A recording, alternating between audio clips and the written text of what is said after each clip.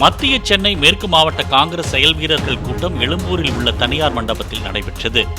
இதில் தமிழக காங்கிரஸ் கமிட்டியின் தலைவர் செல்வ பெருந்தகை, முன்னாள் தலைவர்கள் திருநாவுக்கரசு, தங்கபாலு உள்பட பல முக்கிய நிர்வாகிகள் கலந்து கொண்டனர். இதுதான் சந்தர்ப்பம் என்று கருதி நிர்வாகிகள் கட்சியில் உள்ள மொத்த குறைகளையும் கொட்டி தீர்த்தனர். மேடையில் பேசிய வில்லிவாக்கம் பகுதி நிர்வாகி ஒருவர், பூத்துக்கு 10 உறுப்பினர்களை சேர்க்க வேண்டும் என்கிறார்கள், வந்தால் சேர்க்க மாட்டோம் என்றா சொல்கிறோம் என உடைத்தார்.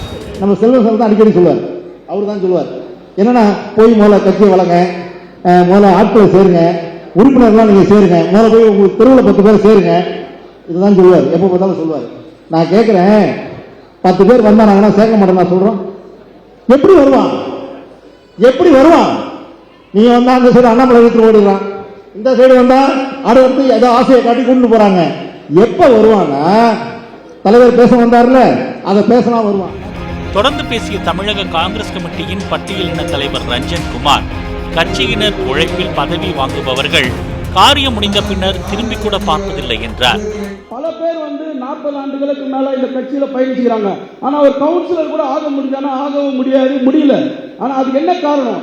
அந்த ஒட்டுமொத்த நிர்வாகிகளோட உழைப்புல தான் நம்ம 10 MP வாங்குறோம், 25 MLA வாங்குறோம், சென்னையில ஒரு 15 சீட்டு கவுன்சிலர் சீட்டு வாங்குறோம். ஒட்டுமொத்த காங்கிரஸ் கட்சியுடைய உழைப்பை வச்சுதான் நம்ம சீட்டு பங்கீட்டை பத்தி பேசுறோம். ஆனா அதை அறுவடை பண்றவங்க, அதை அனுபவிக்கிறவங்க திரும்பி இந்த கட்சிக்காரங்க ஏதாவது செய்யறாங்கன்னா சத்தியமா செய்யறதே இல்லை. இதுதான் உண்மை.